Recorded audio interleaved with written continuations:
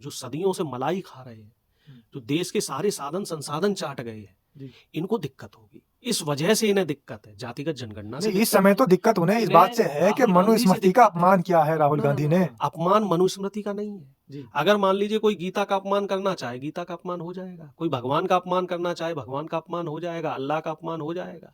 राहुल गांधी ने तो मनुस्मृति में जो गलत बातें हैं उनको कहा है कि सिर्फ एक वर्ग का ही वर्चस्व सब जगह क्यों है। जय हिंद, सत श्री अकाल, आदाब। मेरा नाम है शादाब। इस वक्त देश के अंदर 3-4 बड़े मुद्दे हैं जो कि लगातार घूम रहे हैं। 3-4 बड़े मुद्दे कौन से हैं? महाकुंभ का मुद्दा है, दिल्ली इलेक्शन का मुद्दा है। हालांकि अभी सीएम का चेहरा साफ नहीं हो पाया है, बहुत जल्द सीएम मिलने की उम्मीद है दिल्ली की जनता को। तीसरा एक बड़ा मुद्दा है कि राहुल गांधी के धर्म पर सवाल उठाए जा रहे हैं। इसी सब विषयों पर बात करने के लिए कांग्रेस से हमारे साथ डॉक्टर अरुणेश यादव मौजूद हैं। बहुत बहुत स्वागत जी, बहुत बहुत धन्यवाद। और किसान नेता, सोशल एक्टिविस्ट मधुर जी, जो कि प्रोफेसर हैं। प्रोफेसर मधुर जी, आपका भी बहुत बहुत स्वागत है। धन्यवाद। तो साथ ही एक सवाल बहुत गहराई से उठाया जा रहा है और वो सवाल है कि राहुल गांधी का धर्म कौन सा है। राहुल गांधी कोई आज की उपज तो है नहीं अरुणेश जी, लेकिन अचानक से राहुल गांधी के धर्म को लेकर इतनी बड़ी आवाज़ उठ रही है, तो आप बताएंगे राहुल गांधी का धर्म क्या है? देखिए साहब, ये सवाल ये नहीं है कि धर्म कौन सा है, किसका है, जाति क्या है। सवाल ये है कि ये सवाल उठाए किसके जरिए जा रहे हैं और इसके पीछे जो इंटेंशंस हैं वो इंटेंशंस क्या ये है। तो शंकराचार्य हैं, अभी मुक्तेश्वर आनंद, उन्होंने ये सवाल उठाया है। किसके जरिए उठवाए जा रहे हैं, मतलब मुख्य जो चेहरा है वो कौन है। पीछे आप अगर जाएंगे तो परत दर परत आरएसएस दिखेगा, क्योंकि राहुल गांधी जी आरएसएस पे और मनुस्मृति पे हमलावर हैं। जी। पिछले 2 साल से राहुल गांधी जी संविधान की बात कर रहे हैं। राहुल गांधी जी ओबीसी, दलित और आदिवासी की बात कर रहे हैं। राहुल गांधी जी गरीब सवर्णों की बात कर रहे हैं। यानी कि राहुल गांधी जी देश की 85% आबादी की बात कर रहे हैं। और ये बात जो एक मनुवादी संगठन है जिसे हम आरएसएस यानी कि राष्ट्रीय स्वयंसेवक संघ कहते हैं, उसको हजम नहीं हो रही, उसके गले के नीचे से नहीं उतर रही है। इसी वजह से इससे पहले भी अनुराग ठाकुर ने भी संसद के अंदर, ये बीजेपी के सांसद हैं हमारे, दर्शक समझ लें, राहुल गांधी जी की जाति पूछी थी। आप हमें ये बताइए कि क्या किसी साधु की कभी जाति पूछी जाती है?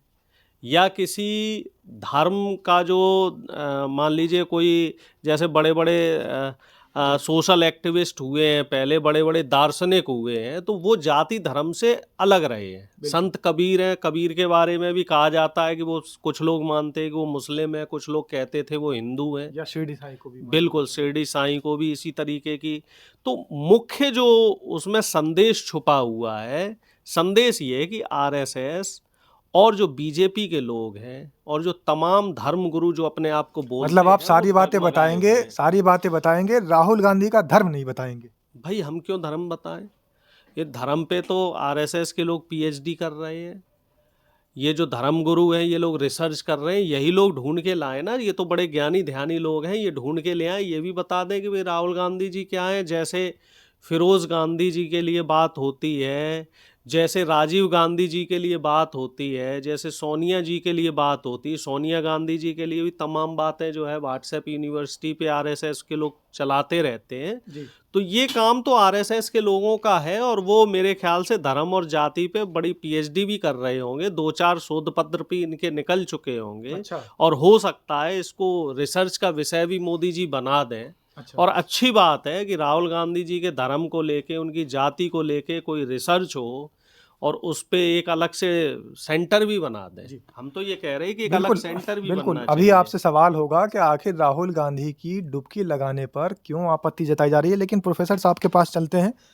मधुर जी, राहुल गांधी को डुबकी नहीं लगने के लिए वहाँ पर जो है एक बड़ा तबका है, वो ये कह रहा है कि राहुल गांधी को डुबकी नहीं लगाने देंगे क्योंकि उनके धर्म का पता नहीं है। लेकिन एक तरफ ये भी कहा जाता है कि ये जो कुंभ है ये तो सभी के लिए है, यहाँ पर कोई भी डुबकी लगा सकता है। ये सब क्या है? चूँकि ये जो महाकुंभ का जो आयोजन हो रहा है, तो महाकुंभ तो सदियों से चला आ रहा है। जी। ये जो महाकुंभ हुआ, इसमें थोड़ा अलग तरह से इसको प्रस्तुत किया गया, अलग तरह से इसकी वर्णन कर दिया गया, अलग तरह से इसका प्रमोशन किया गया। अलग तरह कौन सी तरह से? सभी ये कुंभ था, कुंभ में कभी इनवाइट नहीं किया जाता है। अब हमारे जो सूबे के मुख्यमंत्री जी हैं वो जाके कुंभ के लिए निमंत्रण देने गए, तो जब आपने वहाँ पे सभी को निमंत्रण दिया और लोग आ गए, आप लोगों को संभाल नहीं पाए। जब लोगों को नहीं संभाल पाए वहाँ भगदड़ हुई और बहुत लोग हताहत हुए। इन चीज़ों को लेके जब शंकराचार्य जी ने, स्वामी अभिमुक्तेश्वरानंद जी ने जी इस सरकार पे सवाल उठाए, उन्होंने योगी जी का इस्तीफा भी मांग लिया, जी तो कहीं ना कहीं मुझे ये लगता है कि उस चीज़ को काउंटर बैलेंस करने के लिए हमारे शंकराचार्य जी से ही ये बयान दिलवाया गया कि राहुल गांधी जी के जाति क्या है, धर्म क्या है, वो पता कराया जाए।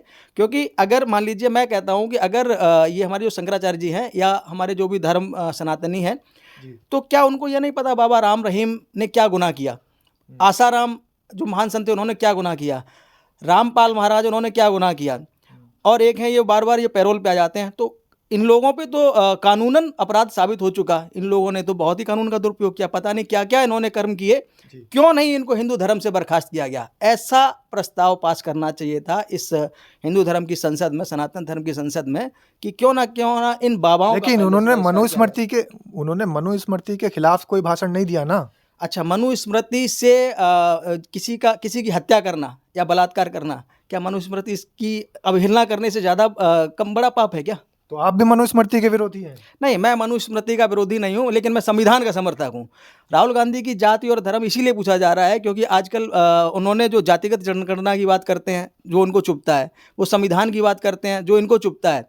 चूँकि जातिगत जनगणना और संविधान की बात जो करेगा वो इनको चुभेगा, क्योंकि ये खुद नहीं चाहते हैं कि जातिगत जनगणना हो, और संविधान के तहत हमें जो अधिकार मिले हुए हैं उनके तहत हमारा सरकार चले, उनके तहत लोग आवाज़ उठाएं और उनके तहत हमें न्याय मिले। देखिए, तो ये देश तो चीज़ें संविधान से चल ही रहा है, लेकिन मनुस्मृति को गलत कहना किसी की आस्था को ठेस पहुंचाना है ना। देखिए, हमारे देश में बहुत सारे वेद हैं, पुराण हैं, और इसी तरह से एक ये भी काव्य हो गया मनुस्मृति है। तो हर तरह के लोग हैं, हर तरह के लोग हर तरह की चीज़ों को मानते हैं। कुछ लोग होते हैं वो मनुस्मृति को मानते हैं, कुछ रामायण पढ़ने को ज़्यादा अच्छा मानते हैं, कुछ महाभारत पढ़ते हैं, कुछ गीता पढ़ते हैं। तो ये अपनी अपनी पसंद है। जो मनुस्मृति को पसंद करता है वो मनुस्मृति के अनुसार चलता है, लेकिन देश तो संविधान के अनुसार चलेगा, देश मनुस्मृति के अनुसार नहीं चलेगा।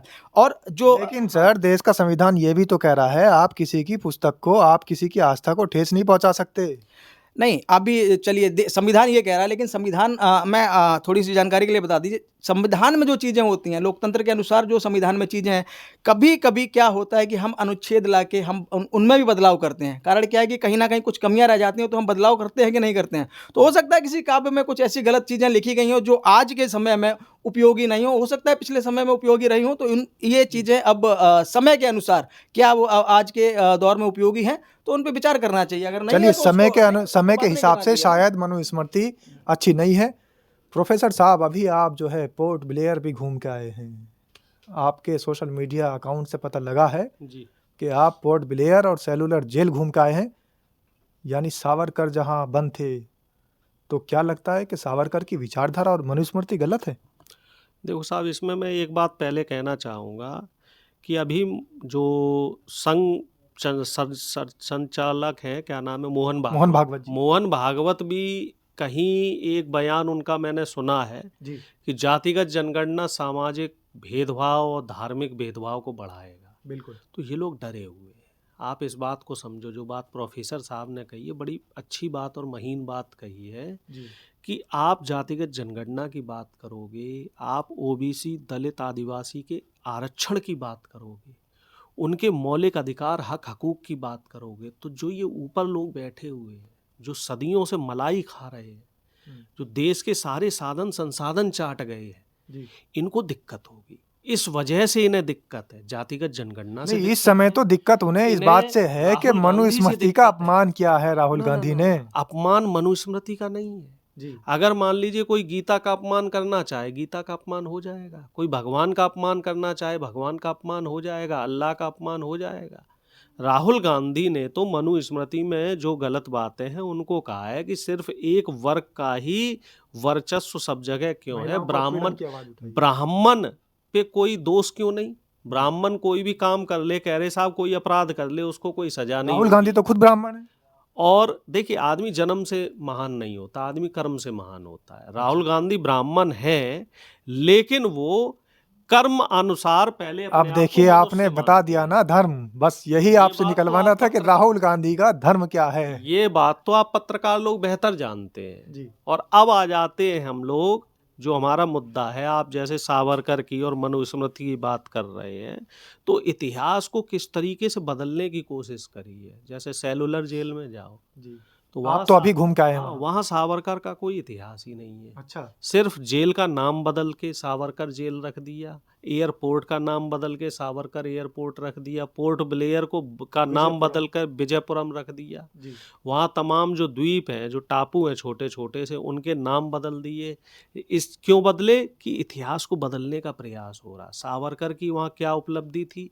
जब सावरकर वहाँ कैद हुए, उन्होंने 9 बार माफ़ीनामे लिखे अंग्रेज सरकार को। अंग्रेज सरकार को पहले इनपुट दिया, मुखबिरी करी, कई स्वतंत्रता सेनानियों को पकड़वाया, और जेल के अंदर अंग्रेजों के खिलाफ जो स्वतंत्रता सेनानी क्या षड्यंत्र रच रहे थे, ये सारी खबरें सावरकर वहाँ देता था अंग्रेज हुकूमत को।